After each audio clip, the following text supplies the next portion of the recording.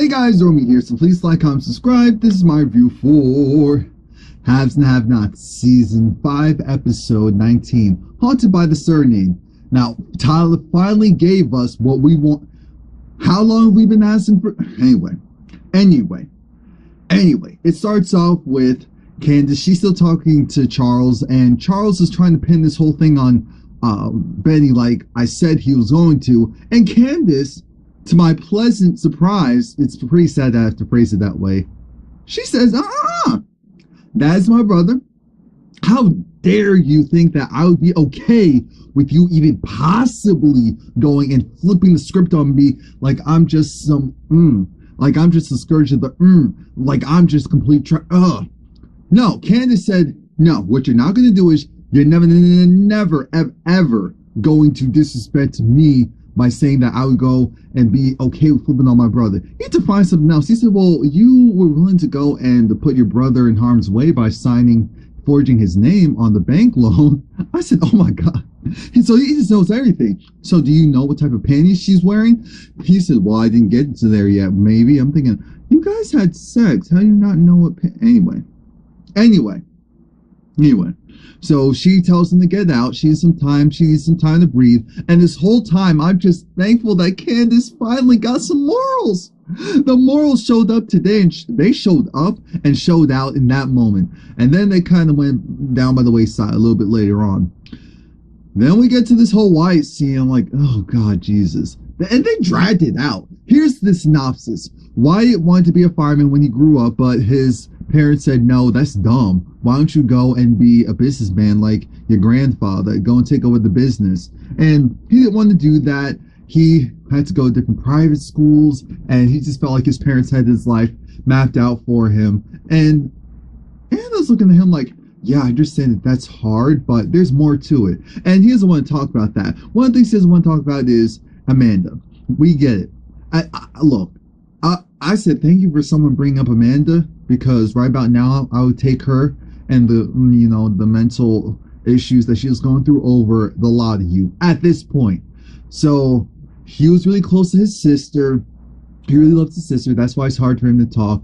But Anna's trying to be that good, in-house nurse and assist him with, well, maybe we can go and whose camera is that? Well, we go and take pictures of all the fire departments and then post it on your wall.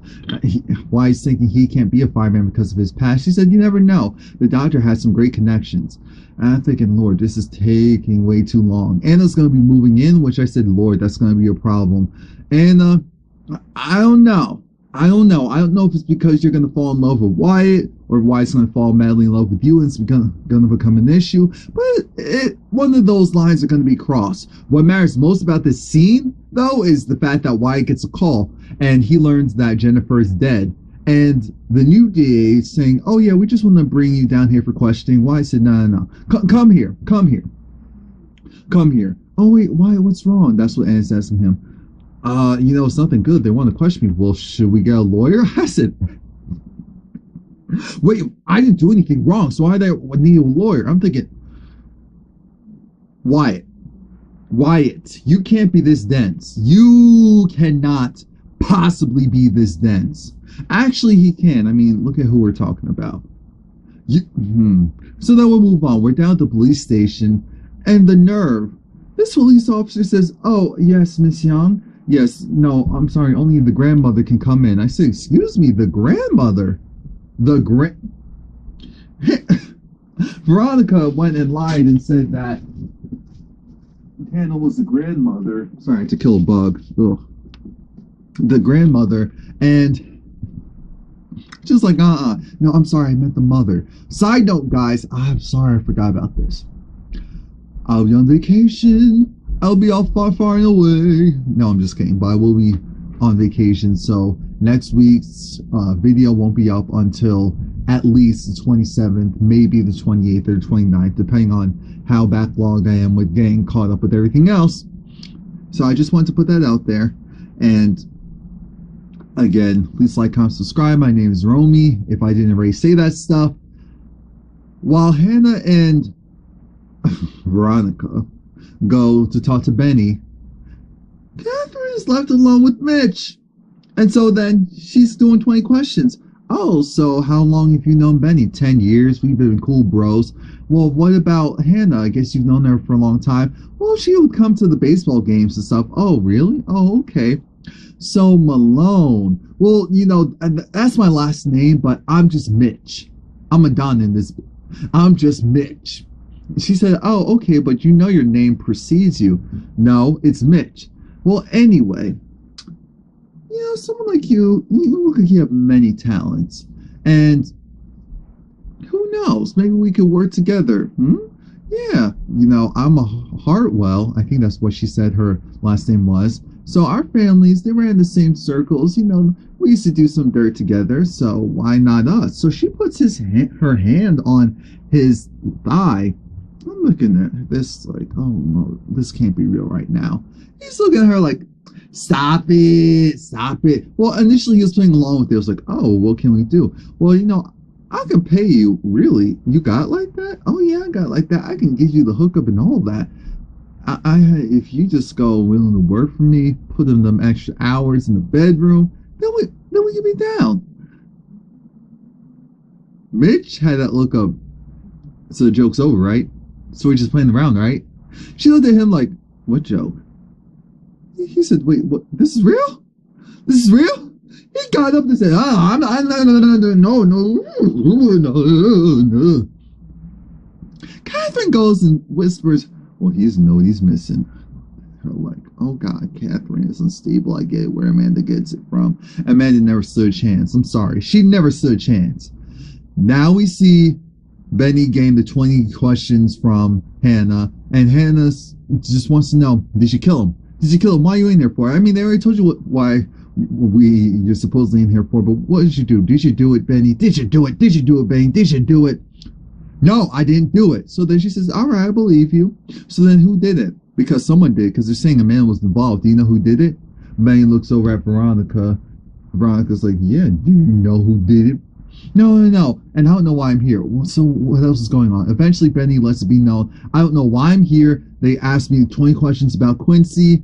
And then things got weird because the Secret Service were trying to get some DNA from me. The Secret Service? What are you talking about? Yeah, the Secret Service. And to make matters worse, you know what? I just gave it to them because I was just frustrated. I just gave it to them. Veronica had that look of, you stupid. She got up. She got up because she told Benny, you can only talk to me and talk to us as long as I'm here freely. The moment I leave, you better watch what you say because they can use it against you. Because, what is it? Attorney-client privilege. That's what's being used right now. So anything that they say, regardless of what it is, technically, it would be inadmissible in the courts. Keep that in mind. So then she gets up and storms off because she needs to figure out what's going on. Why is he being railroaded? Then Hannah looks at him like, all right, so it was her son, right? Yeah, it was Jeffrey. Jeffrey was the one that killed Quincy. I'm thinking, did she just tell you that? But Hannah did that on purpose. Hannah thinks she's slick. I know Hannah made sure to have that information aflowing so that they can go and implicate her son. Yeah, let's keep her busy, or let's keep her intertwined into all this mess so that she definitely doesn't go and flip. But Hannah's pissed. She's like, Lord, Candace is going doing all of this. I mean, her son being killed. You're in jail. Why are you telling me to calm down when I was telling you? Actually, I think she kind of forgot for a moment. Why are you telling me to calm down when you're in jail? I'm not going to be calm. This is not a, oh, kumbaya, my Lord situation. But she does bring back God into the equation because she said, Lord, give me the strength to handle this because I cannot. And for a moment, I was just kind of happy to hear that from Hannah because I said, okay, Hannah's coming back. Hannah's slowly coming back. Hannah, he didn't leave you. You still here, baby. You still here. Now, I know you'd rather have been taken away instead of Quincy Jr., but this happened for a reason because Quincy Jr. wasn't going to stand a chance. I'm sorry. He just had the worst luck with parents. I mean, if this is all an attempt to make Candace a better person, then This is a sick joke. A sick joke. Mind you, while that's happening, Veronica goes and she's calling up some people saying, so I talked to Special Agent Davis and whatever. I don't know why they're contacting him. It's very odd. I should go and get some real information. Can you do that for me, Molly? I said, who? Who is this? Who is this? Who is this? And again, you know Veronica has friends in high places. She gets back in the station. She sits down. Officer Justin is there. And he sees her. He's like, all right. So he yokes her up and says, give me the recording. I know you recorded it, so give me the recording. She's like, wait a minute. Why did I do that? Excuse me. Ooh, this is abrasive. Oh, you strong. Okay. Shout out to you. You're strong. Now, why would I give you the recording after I told me what? What did you do that was wrong? And this is the one time where I'm okay with Veronica berating someone. Get him, Veronica, get him. So she got him to say, I'm sorry, I was wrong for going and continuing to pursue someone you told me not to pursue. And Veronica said, excuse me. And so when you had that nasty, perverted conversation with him regarding you wanted to be on top. And no, you want him to be on top. You're just a fast little bomb, aren't you?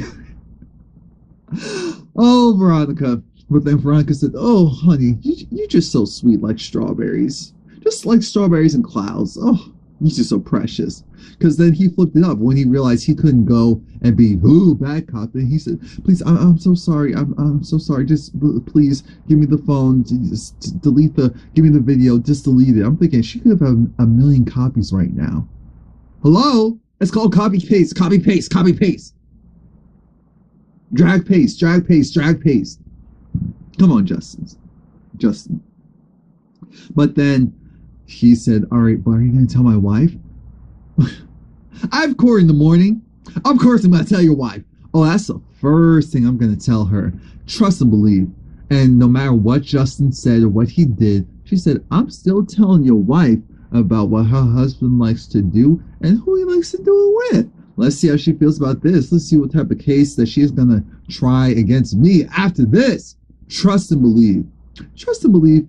You have a lot to work on, baby. Just continue being your sweet old self, because that won't get you very far. It's over for you. It's either you're going to go and yoke me up here or not at all. Those are your only two options. So then he lets her go. It's like, all right. It was nice knowing you. And I just appreciate Veronica in this moment. I really do. I really do, because it just meant so much to me. Now, I didn't see this one coming. I did not. Candice goes to meet up with Erica because Candice is befuddled.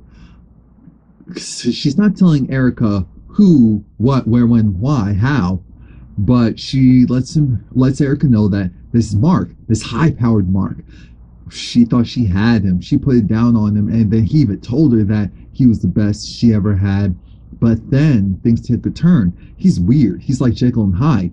He's the type of person where when he drinks, he's sweet. And I thought she said that incorrectly.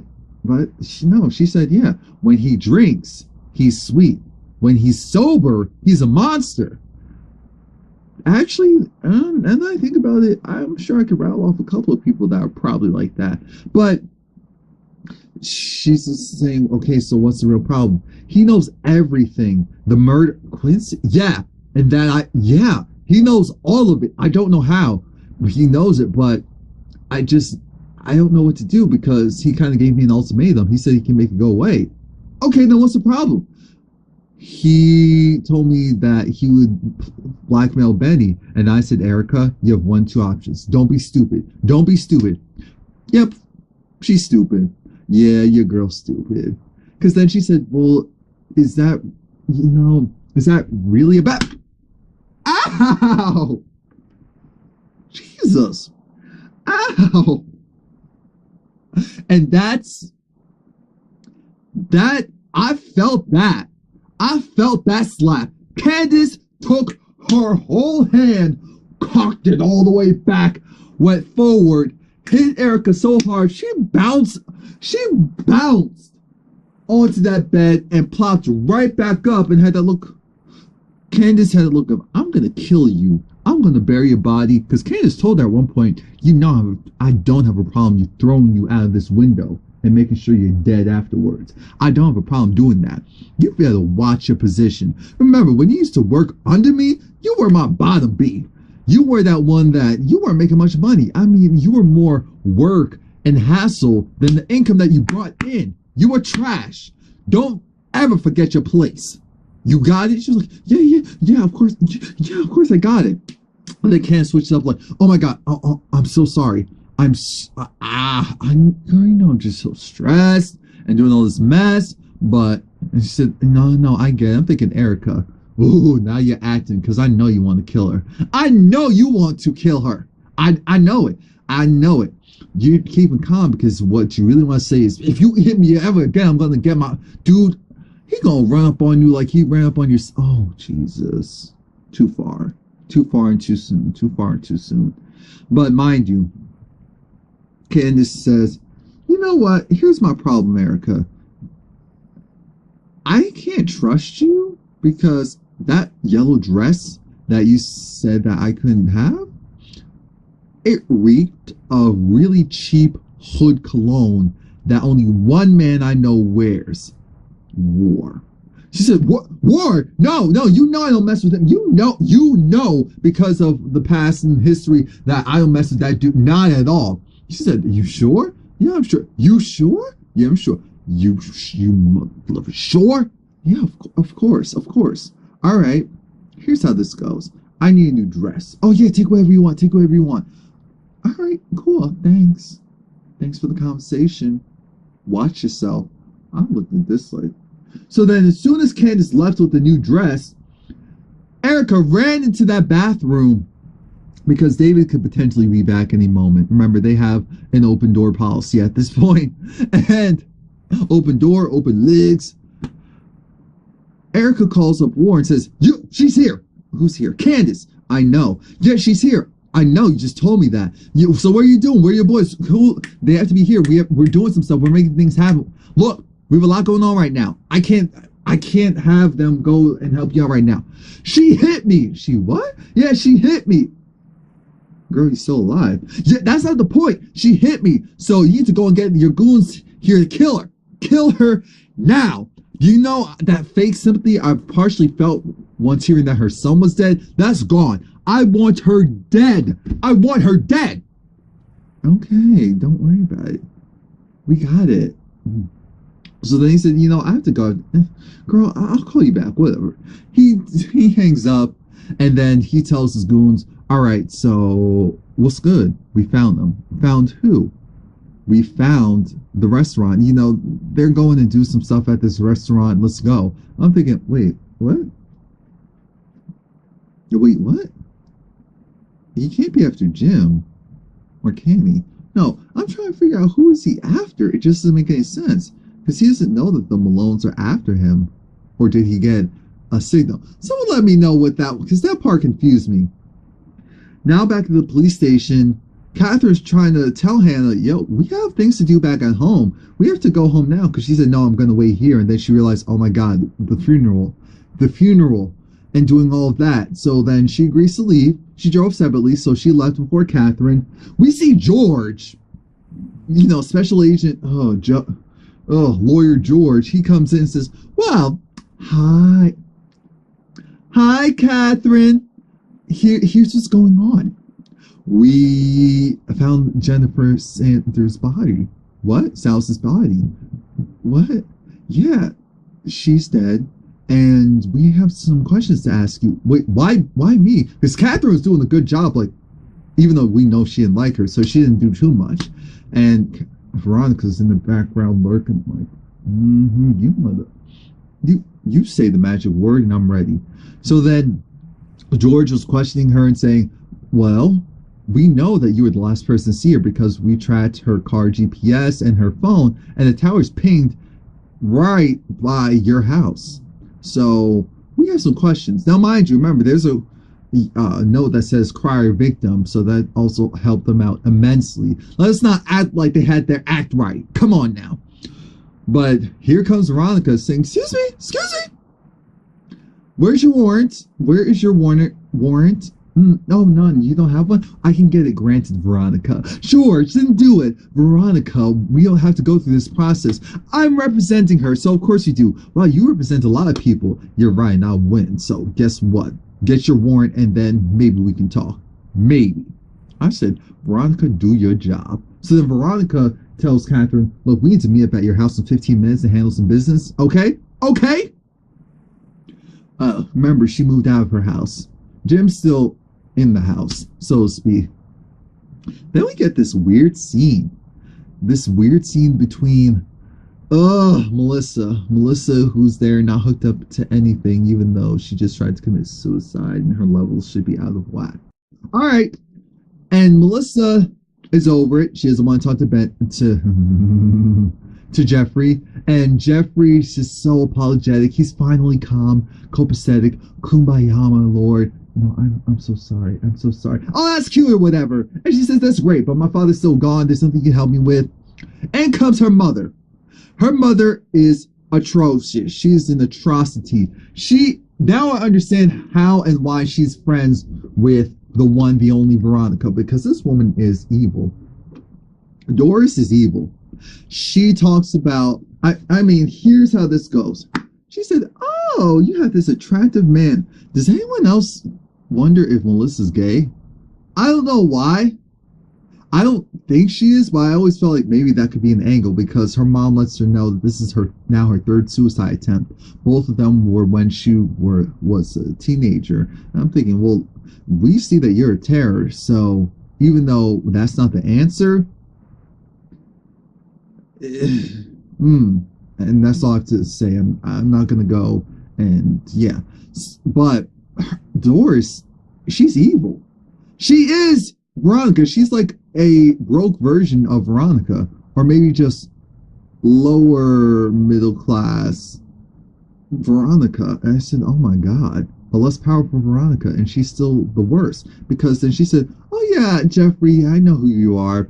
I heard all about you. Melissa told me everything about you. Yeah, because Jeffrey was saying we could help her if she's had these issues before. No, we don't have the money to pay for that. Well, there's free stuff. Free? We don't do handouts. We just handle things internally. Yeah, as if that makes things better. As if that just fixes everything. It's like prayer without work. Come on now. And then she said, look, we don't take handouts, but I hear you take hand jobs. I said, oh God. Yep, that's Veronica's friend, all right. And Jeffrey said, well, whether gay or straight, anyone can get a hand job or give one. I said, game, set, match. He said, true-ish. But back to my daughter, my no good daughter. She needs to stop this mess because they're paying us a lot of good money. And I think Dad's dead now, so what's the point? Yeah, we're still getting paid. She didn't even check to see if the baby was okay. That's how you know that someone is trash. And at the end, she had a problem with Jeffrey of sorts, but then she said, you have a good-looking black man here, and you wanted to go and off yourself?